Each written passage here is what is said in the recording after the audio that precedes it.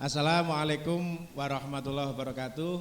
Anak-anakku semuanya, alhamdulillah pada kesempatan kali ini kita bisa ketemu lagi dalam pembelajaran IPA materi energi dan usaha untuk pertemuan yang kedua. Semoga pertemuan kali ini betul-betul bermanfaat untuk kita. Anak-anak, untuk menyingkat waktu, kita mulai pertemuan pagi hari ini dengan berdoa bersama-sama. Seraya memohon kepada Allah Subhanahu wa taala semoga kita diberikan ilmu yang barokah, manfaat di dunia wal akhirah, dan diberikan kemudahan dalam hal memahaminya. Amin ya rabbal alamin. Bismillahirrahmanirrahim. Raditu billahi robba wa bil islami dina wa bi Muhammadin nabiyya wa rasulah rabbi zidni ilman nafi'a warzuqni fahma. Amin ya rabbal alamin. Anak-anakku semuanya, untuk pertemuan kali ini kita akan fokus untuk membahas tentang usaha. Berikutnya, Mas. Nah, adapun tujuannya seperti kemarin, kita nanti diharapkan kalian setelah pertemuan ini akan khususnya belajar mengenai usaha dan penerapannya dalam kehidupan kalian sehari-hari. Berikutnya, Mas. Nah, kemarin saya ingatkan kita sudah belajar itu ya, yang 1, 2, 3, 4 sudah selesai. Hari ini kita tinggal belajar 5 dan 6, yaitu usaha dan hubungannya dengan energi. Oke. Nah, anak-anak, ini pertemuan hari ini cukup singkat, mungkin hanya 5 slide ya. Jadi saya langsung saja. Saya harapkan kalian nanti tidak terlalu lama untuk belajarnya. Ya, yang kita pelajari hari ini yaitu tentang usaha. Apakah anak-anak usaha itu? Saya berikan gambaran di situ. Jika kalian atau jika Siva mengayuh sepeda, kemudian dari usahanya itu dia sudah berhasil berjalan melaju beberapa meter misalnya, maka namanya usahanya sudah berhasil, atau disebut dalam fisika kegiatan yang dilakukan Siva itu namanya adalah dia sudah melakukan usaha. Jadi dia mengayuh sepeda, sepedanya sudah melaju beberapa meter, itu disebut sudah berhasil melakukan usaha. Itu ya. Berikutnya. Nah, untuk lebih jelasnya kita lihat ini gambarannya. Usaha atau work. Gambarnya gini anak-anak, perhatikan.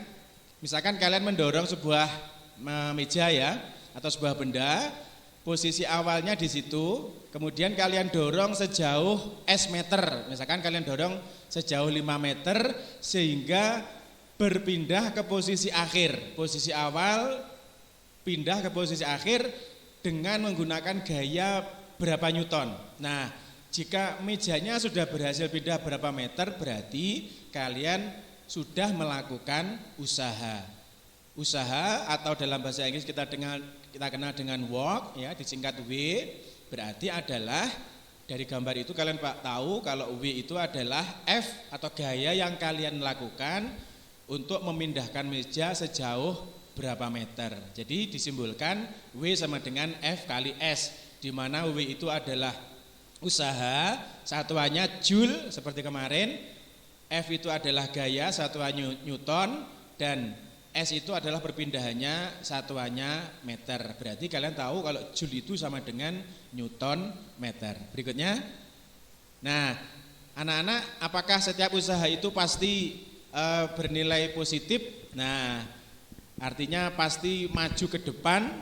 Nah, kita pelajari lebih lanjut jenis-jenis usaha. Nah, ini ya. Kalau seperti ilustrasi di depan tadi, kalian mendorong meja misalkan ke arah utara, kemudian mejanya betul-betul berpindah ke arah utara, maka yang kalian lakukan itu namanya adalah usaha positif. Usaha positif. Jika kalian mendorong misalnya ke arah utara dan mejanya betul-betul bergeser ke arah utara, maka usaha kalian disebut usaha negatif. Pak, kalau ke atas gimana? Kalau ke atas berarti nanti kalian ganti dengan yang kemarin. Kalau ini W sama dengan F kali S, kalau mengangkat ke atas berarti W sama dengan massa kali gravitasi kali ketinggian. Seperti apa kemarin? Ya betul ya, seperti energi Potensial. Berikutnya Mas, kurang 3 ini. Nah, yang kedua yaitu adalah usaha negatif. Nah, seperti contoh yang pertama tadi, apakah kalau kalian mendorong meja ke utara itu mejanya juga mulus saja berjalan ke utara? Nah, tentunya kan tidak selalu demikian. Kalau lantainya halus bisa jadi iya, tapi kalau lantainya kasar itu sebenarnya ada gaya yang arahnya berlawanan dengan arah gaya. Misalkan kalian mendorong meja itu ke arah utara, itu sebenarnya ada gaya yang gondeli. Nah, sehingga kalian mendorong meja itu cukup berat. Nah, maka gaya yang gondeli yang arahnya berlawanan itu disebut dengan gaya gesek. Jadi dalam hal ini kalian mendorong ke arah utara, tapi ada gaya yang menolak yang ke arah selatan. Lah, gaya yang menolak yang ke arah selatan itu, yang arahnya berlawanan itulah yang disebut usaha negatif. Tidak sulit kan? Oke, berikutnya. Yang ketiga atau yang terakhir anak-anak. Nah, ada juga usaha yang nilainya itu 0. Apa Pak usaha 0 itu? Usaha kok 0 ya? Dalam contoh yang mudah, usaha yang 0 itu adalah jika kalian melakukan suatu usaha, kalian ingat tadi rumusnya, usaha itu adalah gaya kali perpindahan. Ya.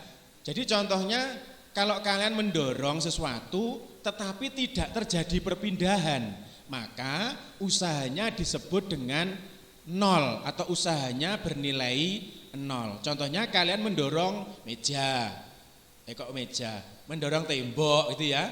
Kalian mendorong tembok, sekuat apapun kalian berusaha istilahnya, maka tidak akan terjadi perpindahan. Maka S-nya bernilai 0, sehingga ketika W dikalikan W sama dengan F kali S, maka W-nya akan bernilai 0. Atau bisa juga usaha bernilai 0 itu jika kalian membawa suatu barang ya. Teorinya bisa kalian baca, contohnya seperti ini. Kalian membawa suatu barang, seperti contoh anak itu, gayanya ke atas. Sebenarnya kan tasnya diam saja tuh di situ. Nah, padahal dia berpindah-pindah, itu tidak masalah. Dianggap gayanya adalah 0. Jadi contoh semacam itu, gaya yang terjadi pada tas itu atau usaha yang terjadi pada tas tersebut disebut usahanya sama dengan 0. Ada yang bisa memberi contoh yang lain anak-anak? Ada ya? Contohnya misalkan kalian mengangkat, kalau misalkan kalian mengangkat kardus dengan kedua tangan di depan dada kalian. Kalian berjalan ke sana kemari, meskipun pindah ke sana kemari, tetapi usahanya dianggap sebagai 0. Lah, gitu ya, gak sulit. Monggo Mas berikutnya. Nah, ini paling terakhir. Kalau tadi terakhir, ini yang paling terakhir. Yaitu hubungan antara energi dan usaha. Anak-anak kalian kemarin sudah mempelajari di awal bahwa energi itu adalah kemampuan untuk melakukan usaha. Jadi dari definisi itu kalian pasti tahu kalau energi dan usaha itu hubungannya erat sekali. Betul ya? Nah, saya ilustrasikan seperti ini. Misalkan kalian mendorong meja pada posisi horizontal di atas lantai gitu ya. Mejanya kalian dorong, berarti kalian melakukan usaha. Betul kan? Nah, kalau nanti mejanya betul-betul bergeser, berarti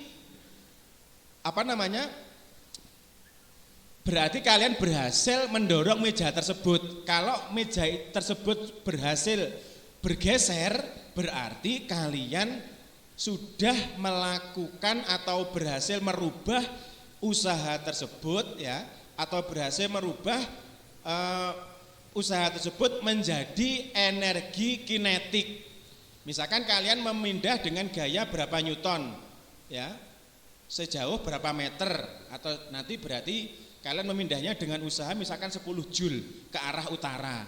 Kalau sudah berhasil berpindah misalkan 5 meter ke arah utara, berarti kalian berhasil merubah energi atau merubah usaha itu menjadi bentuk energi kinetik. Kalian ingat energi kinetik kemarin adalah energi yang dimiliki oleh benda yang bergerak. Berarti kalau bendanya sudah bergerak, di situ terjadi energi atau terdapat energi kinetik. Berarti dalam hal ini kalau bendanya sudah betul-betul bergerak, maka usaha tersebut berubah menjadi energi kinetik. Berikutnya Mas. Nah, berikutnya sama. Kalau ke arah atas berarti